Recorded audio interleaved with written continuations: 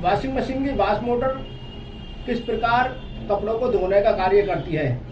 देखिए मोटर है और मोटर एक ही तरफ घूमती है ये, परंतु दोनों तरफ घुमाने के लिए इसमें क्या किया जाता है आज इसके विषय में हम चर्चा करते हैं। देखिए वॉश मोटर है, वॉश मोटर को दोनों तरफ घुमाने के लिए टाइमर का प्रयोग किया जाता है। टाइमर के एक तार को सप्लाई देते हैं और दोनों तारों से सप्लाई निकाल देता है। कभी लेफ्ट के लिए सप्लाई निकालता और कभी राइट के लिए सप्लाई निकालता है। टाइमर किस तरीके से वर्क करता है, देखिए सबसे पहले तो हमें ये है कि इसमें मेन तार का पता लगाना। ये टाइमर हमारा जो तार छोटा होता है ये बजर का होता है, बजर के बराबर में जो भी तार होगा वो मेन तार होगा टाइमर का।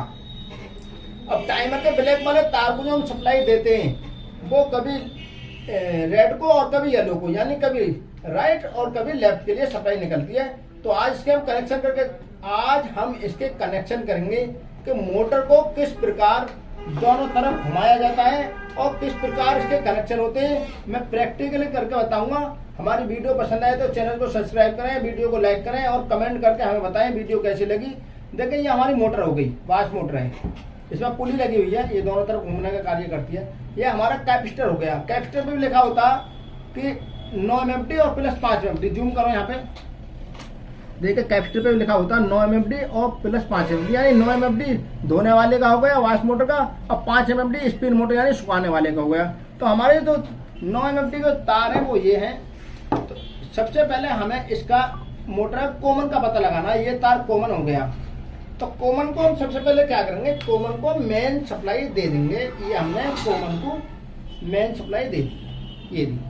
अब न्यूट्रल फेज एक जगह ना मिले इसलिए हमने इसको टेपिंग भी कर दी ताकि न्यूट्रल फेज एक जगह ना मिले। सावधानी और सुरक्षा सबसे बड़ी चीज है, सावधानी पूर्वक काम करना चाहिए हमको।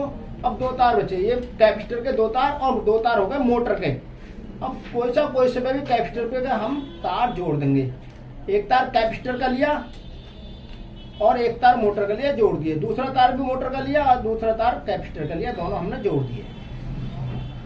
ये दोनों तार हमने जोड़ दिए। अब हमारी ये मेन सप्लाई बच गई है और अब हम इसको दोनों तरफ किस प्रकार घुमाएंगे।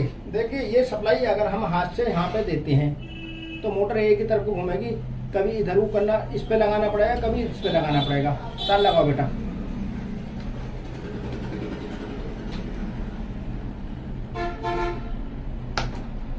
देखिए अब हम हाथ से घुमा रहे हैं इसको। ये हमने यहाँ पे लगाई मोटर, एक इधर को घूम रही है और मोटर इधर को कर लेना, दोनों चीज आ रही है।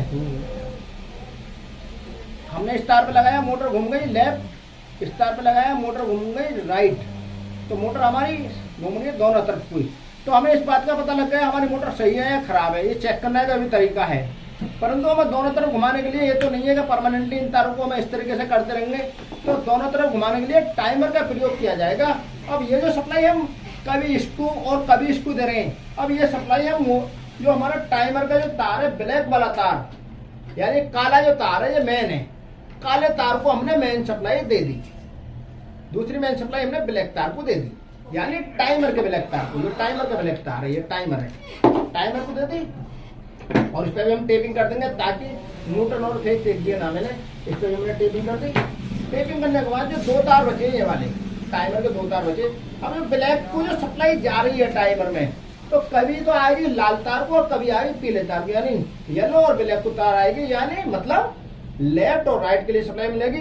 क्योंकि इसमें कंटेंट पॉइंट है, जो सप्लाई इसको ब्लैक वाले तार को जा रही है इस तरह कंटेंट पॉइंट है, ब्लैक वाले तार को सप्लाई गई और इसमें गरारी लगी हुई है। गरारी घूमने के साथ साथ ये कभी तो इस वाले पॉइंट को सप्लाई चिपक जाती है तो लेफ्ट को निकल रही है, कभी इसको चिपक जाती है तो राइट को निकल रही है। 30 सेकंड के बाद कंटेंट पॉइंट इधर लेफ्ट और राइट में मिलते रहते हैं। अब सप्लाई निकलेगी इस वाले दोनों तारों को।